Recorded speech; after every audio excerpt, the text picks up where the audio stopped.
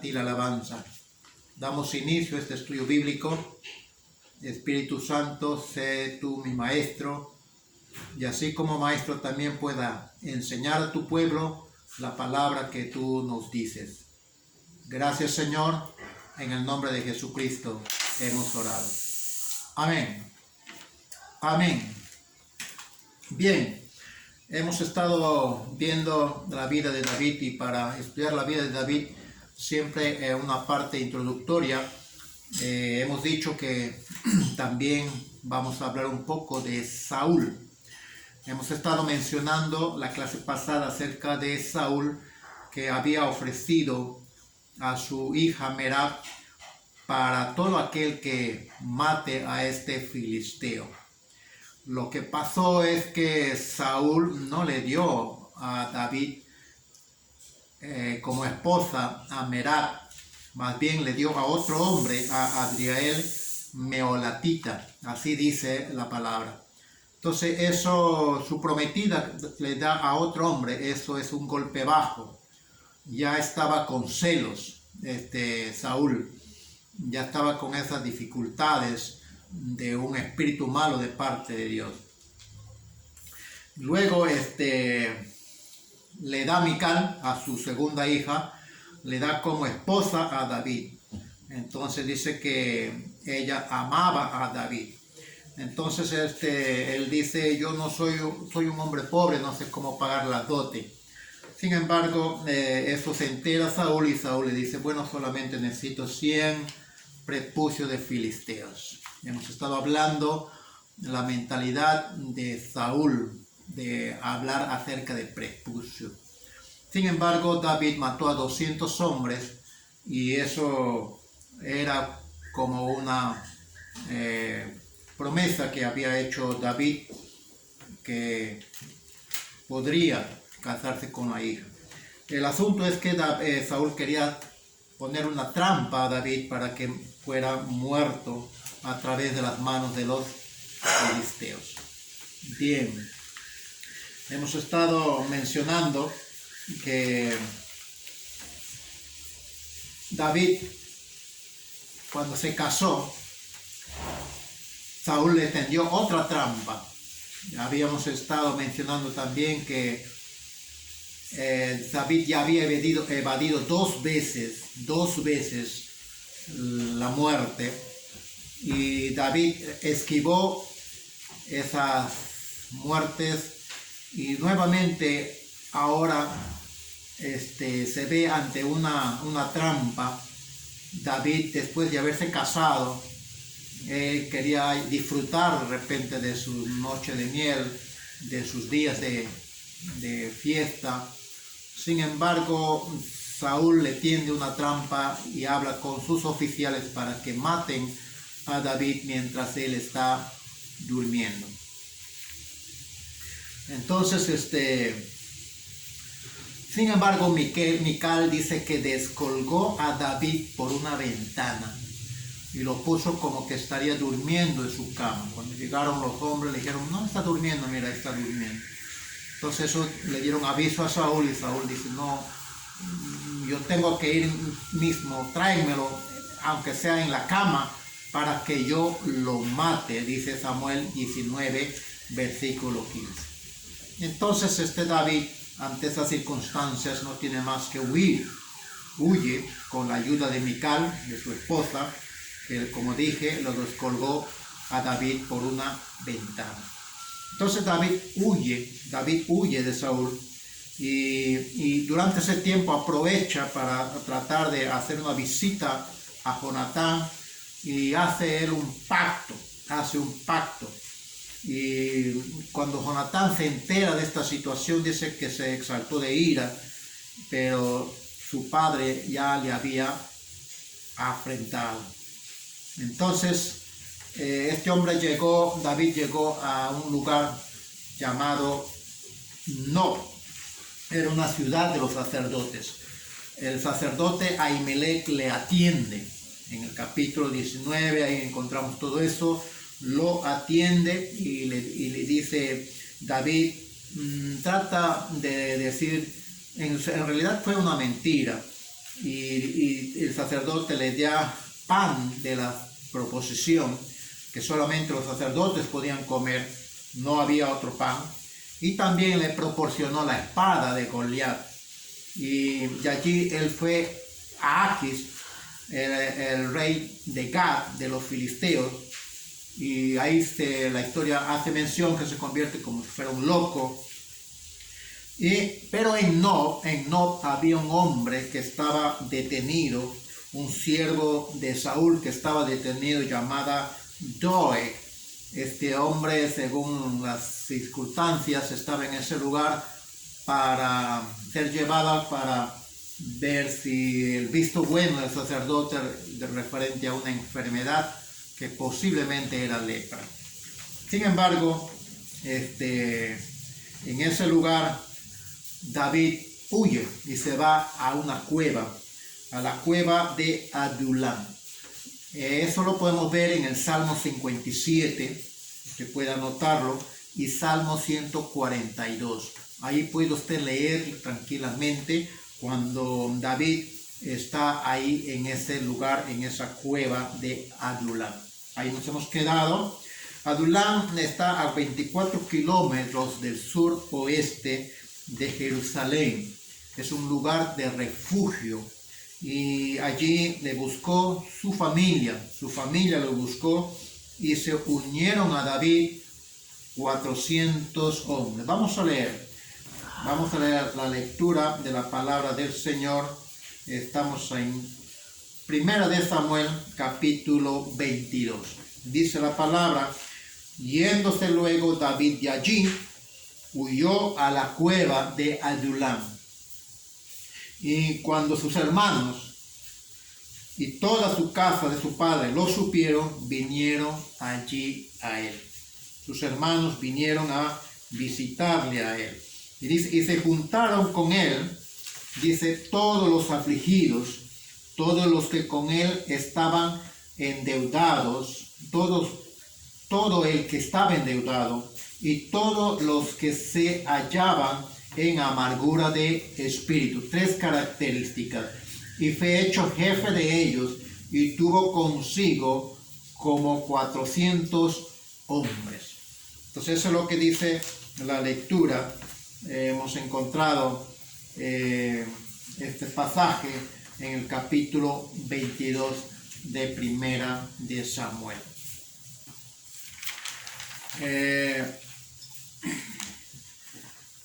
Estos dos versículos hacen mención de que había personas con algunas características. El peor error de Saúl fue haber matado a estos sacerdotes que apoyaron a Saúl cuando él se entera después. Lo vamos a ver después de eso. En 1 Samuel capítulo 22, del 1 al 2, habla tres características de unos hombres que no daban nada por ellos. Eran hombres despreciados, dice la palabra afligidos. Nos habla de una característica física y emocional. Nos habla también de unos hombres que estaban endeudados. Nos habla de una característica de una crisis económica, financiera. Algunos tenían que huir para no ser esclavos, porque eso era la ley. Número 3, los que se hallaban en amargura de espíritu. Amargura de espíritu. Eso es una atadura espiritual. Casi locos, digamos. Haciendo un estudio bíblico, hemos encontrado de personas afligidas. ¿Cuáles son las características de una persona que está afligido? Hoy en día podemos nosotros ver a muchas personas que están afligidos, provocados por tristeza, penas, dolor moral. Gente que tiene tristeza, gente que tiene penas, está afligida, tiene un dolor, vidas con problemas, sus vidas solamente es un problema, caos tras caos. Salgo de este problema, viene otro problema, salgo de esto, viene otro problema. Pastor, me decía una persona, pero tengo problemas familiares, siempre tengo esos problemas, no sé cómo sucede, cuándo se va a acabar, siempre tenemos estos problemas familiares. Entonces son personas que de repente en algún momento están afligidos, pero sabes, Dios puede calmar nuestra aflicción. Otra característica, personas que con un sufrimiento o dolor físico o también emocional. Estas personas están afligidos porque tienen algún tipo de enfermedad de por vida. Son personas que de repente tienen algún defecto físico y se sienten afligidos por eso. También dice de una enfermedad somáticas. Aparentemente no tiene nada, pero su mente dice que está enfermo y así está y así vas a estar. Entonces son personas que tienen enfermedades somáticas que afligen al cuerpo. Entonces una persona afligida también son las personas que están enojados, enfadados, siempre viven enojados, siempre viven enfadados, se quejan de todo, están todos, no tienen paz en su corazón. También pueden ser los solitarios, ¿no? Los amargados, las amargadas, ¿no? Hay personas así que viven amargados porque no pueden tener una compañía a su lado. El otro es los atormentados. Las personas afligidas son personas atormentadas, de repente así como algo que pasa a Saúl, un espíritu que lo atormenta. Mayormente en la Biblia encontramos eso, que los atormentados son personas que nunca quieren perdonar, viven atormentados. La vez pasada una persona ya de edad, ya prácticamente estaba agonizando y me dicen, pastor, ore por esta persona. Entonces comencé ya a orar y le dije, yo sé que tú me escuchas. Me reconoces la voz, sabes quién soy. Traté de hablar y como que reaccionó y le dije, vas a repetir estas palabras, y comenzó a repetir las palabras y el Señor me llevó a una oración de perdón, donde ella tenía que perdonar a todas las personas que le habían hecho daño. Y esta persona estaba así siempre recordando cosas que no debe recordar. Sin embargo, ese momento ella perdonó. Y desde ese momento es como que el Señor empezó a orar y se tranquilizó. A pesar de su agonía, a pesar de esas cosas, se tranquilizó y pudo estar tranquila, ya no se quejaba. Dios había estado obrando en ese momento. Gracias a Dios todavía lo tenemos bien, que el Señor siga obrando en ella, pero ahí vemos la mano de Dios, la mano de Dios. La segunda característica dice que estos hombres, 400 hombres, se juntaron a él y había un grupo donde estaban los endeudados, los que habían sido quebrados económicamente, estaban sin éxito, fracasados económicamente, habían sido endeudados, de alguna manera habían perdido toda la inversión que habían hecho, de repente habían prestado dinero y no sabían cómo pagar, entonces tenían que huir porque eran puestos en esclavitud, no solamente él, sino también su familia, y entonces tenían que huir y ver la forma cómo salir de eso, y mayormente eran los hombres, los varones que tenían que pagar ese precio. Entonces eran un grupo de hombres pobres, no tenían recursos, no tenían nada económicamente. De repente muchos de ellos sin familia o huir para que su familia no fuera afectada. Son personas que estaban endeudados, no tenían ningún tipo de recursos económicos. Los que les fue mal en su negocio de repente, ¿no? Como estaba mencionando, o de repente fueron estafados y se encontraron con esta situación de estaban endeudados. En tercer lugar, podemos encontrar los grupos de personas amargados de espíritu. Esto me hace recordar un pasaje de las Sagradas Escrituras, dice cuando Isaac y Rebeca dan esta referencia de que sus hijos, uno de sus hijos especialmente, trajo al campamento una mujer que no era del pueblo de Israel, una mujer moabita que habitaba en Canaán, y eso le perturbaba, les molestaba a Isaac y a Rebeca, y decían, mi espíritu está amargado por esta situación. Entonces son sentimientos de frustración, personas que tienen ausencia de paz interior, no tienen paz en su corazón. Su estado mental inclusive o emocional está que le corroe, o lo carcome. Hay problemas, dificultades mental. Entonces estas personas también tienen que ver con personas descontentos, nunca están contentos de nada.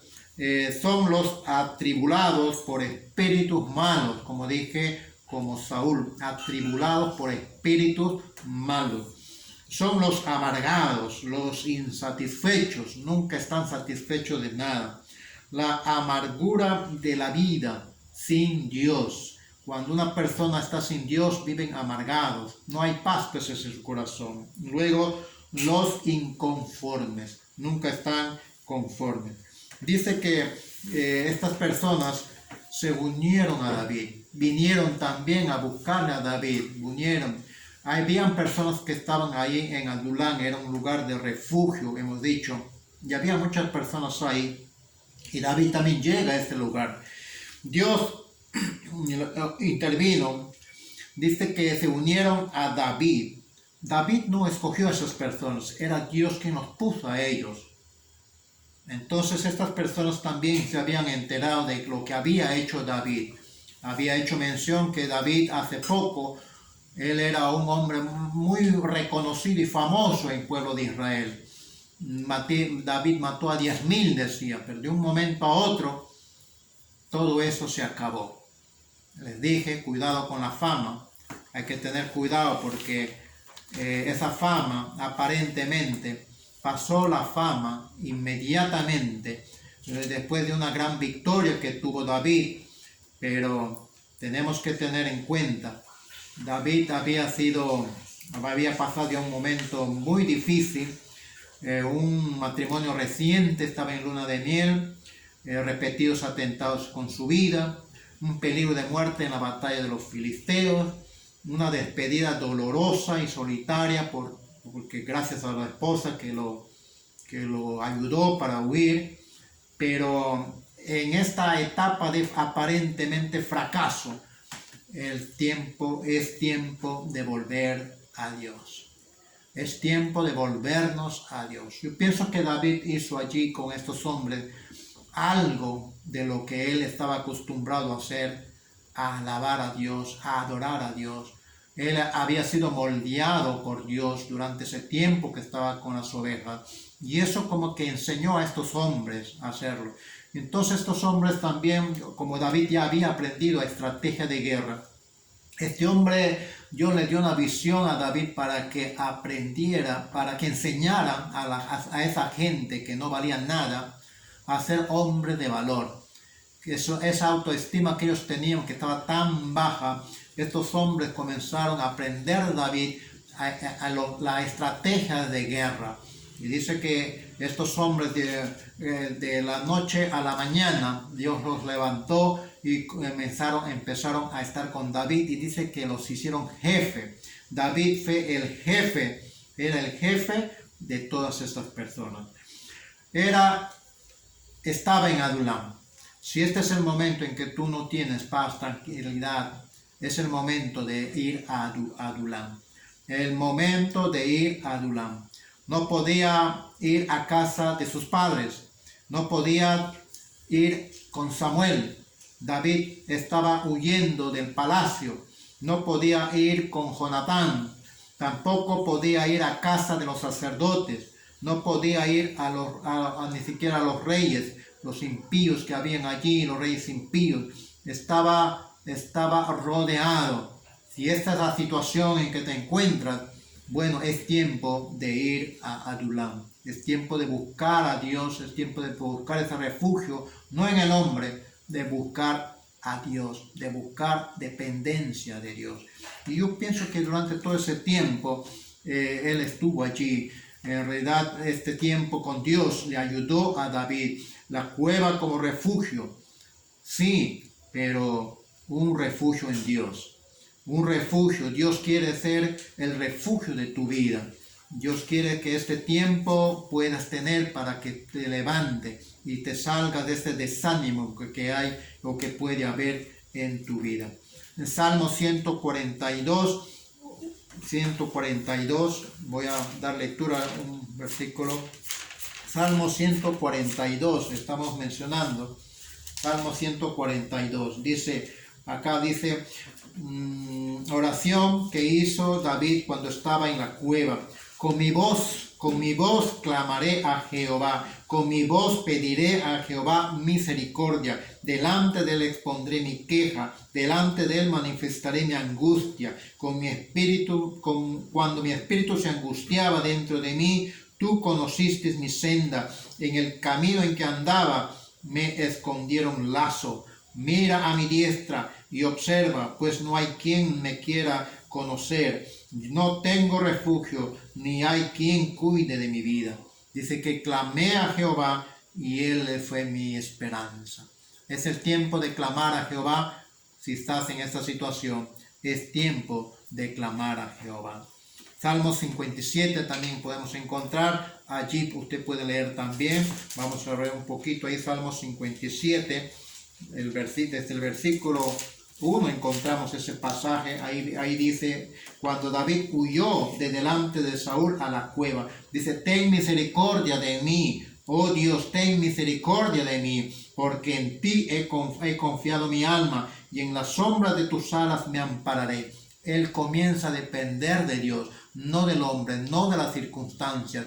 A pesar de estas circunstancias en que de repente uno puede estar viviendo momentos muy difíciles, de repente un familiar que ya no está con usted, un familiar querido, estás pasando un momento muy difícil, empieza a tener dependencia de Dios. Dice, hasta que pasen los quebrantos, clamaré al Dios altísimo, al Dios que me favorece. Él enviará desde los cielos y me salvará de la infamia del que me acosa. Dios enviará su misericordia y su verdad. Así empieza a clamar David en esa oración. Mi vida está llena entre leones, estoy echado entre hijos de hombres que vomitan llamas. Tus dientes son lanzas y saetas, y su lengua espada aguda, dice la palabra.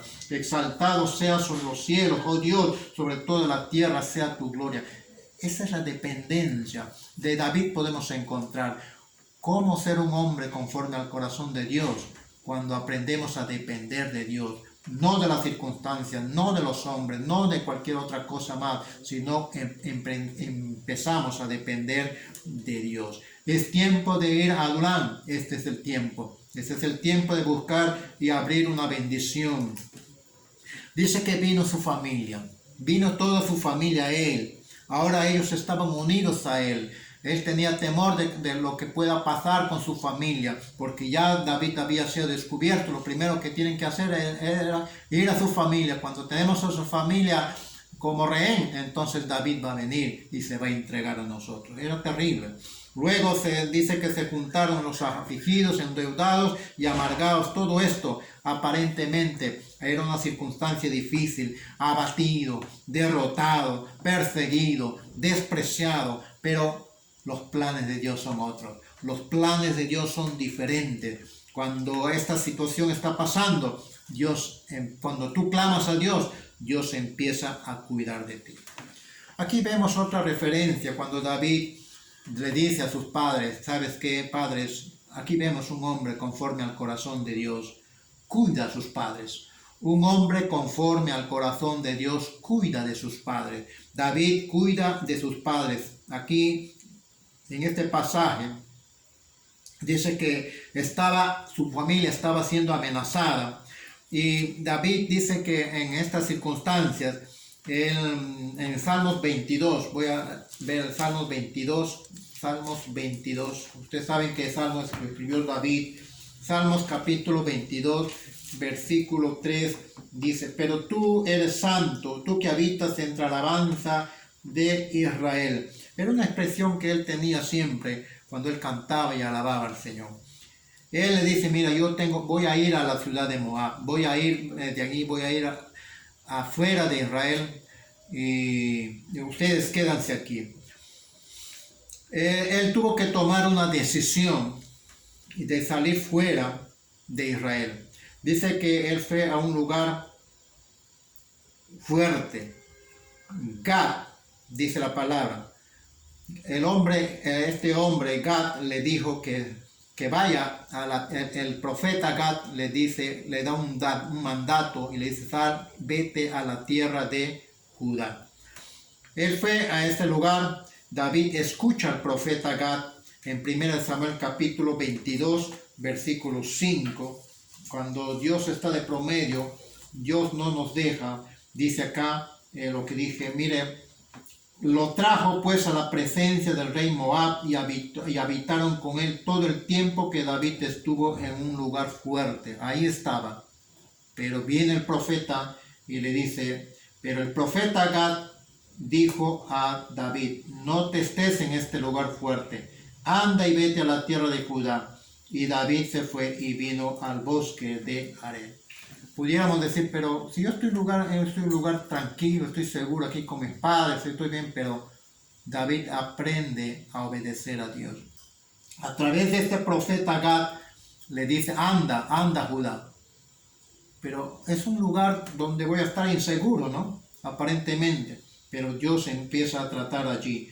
Allí dice, oyó Saúl que se sabía de David y de los que estaban con él, ya habían hombres ahí, y Saúl estaba sentado en Gabaa, debajo de un tamaristo sobre un alto, y tenía una lanza en su mano, y todos sus siervos alrededor de él, y dijo, vamos a seguirlo. Entonces empieza a seguir ahí, y ahí es donde este hombre se va. El versículo 9 dice, entonces Doeg, edomita, que era el principal de los siervos de Saúl, respondió y dijo, yo vi al hijo de Isaí, que vino a Nob, y a Abimelech, hijo de Aitob, el cual consultó por él a Jehová y le dio provisiones. Aquí David es traicionado, acá le dan ese dato, y también le dio la espada de Goliat al filisteo. Entonces el rey fue a ese lugar. Ahí fue donde dije que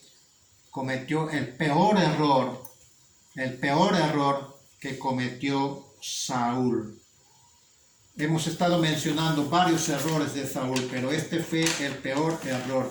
Hemos mencionado 11 errores de Saúl en la clase pasada, pero el peor error fue de matar a 85 sacerdotes inocentes. ¿Y quién lo mató? Este hombre, Doeg. Dice, entonces dijo el rey a Doeg, versículo 22-18, vuelve tú y arremete contra los sacerdotes. Y se volvió Doeg, el edomita, y acometió contra los sacerdotes y mató en aquel día a 85 varones que vestían efod de lino. Y a Nob, ciudad de los sacerdotes, hirió a filo de espada, así a hombres como a mujeres, niños hasta a los de pecho, bueyes, asnos y ovejas, todo lo hirió a filo de espada bajo la viña de Saúl. ¡Qué terrible! Este fue el peor error que cometió Saúl, a pesar de que Dios había dado una oportunidad a Saúl en Nabot, donde viene el Espíritu de Dios allí, y dice que él danzaba juntamente con los profetas, pero esa experiencia no le sirvió de nada. Tenemos que tener cuidado. Mucha gente vive de experiencias sobrenaturales, quieren experiencia, pero después ¿qué hacen? Cometen los peores errores. Hermanos queridos, no estamos para seguir a Dios con sentimientos, con emociones, que por acá, que por allá, que Dios me va a hablar, que Dios... no. Tenemos que vivir la palabra de Dios, buscar a Dios, buscar de Dios, no busques al hombre, busca a Dios. Entonces dice acá esta palabra, y David dijo a Abiatar dio aviso a David cómo Saúl había dado muerte a los sacerdotes, Llegó este hombre desesperado ante David, y David llora y dice, David dijo a Abiatar, yo sabía que estando aquel hombre aquel día, Doeg, el edomita, él había de hacer esto a Saúl. Yo he ocasionado la muerte de todas las personas de la casa de tu padre. Quédate conmigo, no temas. Quien buscare mi vida, también la buscará la tuya, pues conmigo estarás a salvo. Abiatar era un hijo de los sacerdotes. Desde ahí empieza ese ministerio, Abiatar, el de estar siempre con David. Entonces, hemos estado mencionando el peor error que cometió Saúl fue de David. Bien, hasta aquí vamos a quedarnos. El próxima clase estamos viendo Saúl, el celo, el espíritu de celo que tuvo Saúl. Este es un espíritu muy malo. El celo es como un pulpo. Vamos a mencionar, el celo es un hombre fuerte. El celo, ese es el hombre fuerte. Los tentáculos son espíritus. ¿Qué espíritus hay ahí? Vamos a estudiar el próximo jueves eso. Que Dios nos ayude para este estudio bíblico sea bastante fundamental para que ese celo que tuvo Saúl no esté en nosotros, porque eso acarreó a otros espíritus. Vamos a orar un momento y nos quedamos en este momento para dejar el estudio bíblico y orar un momentito. Padre, gracias, muchísimas gracias por este tiempo de reflexión de tu palabra, de estudio de tu palabra.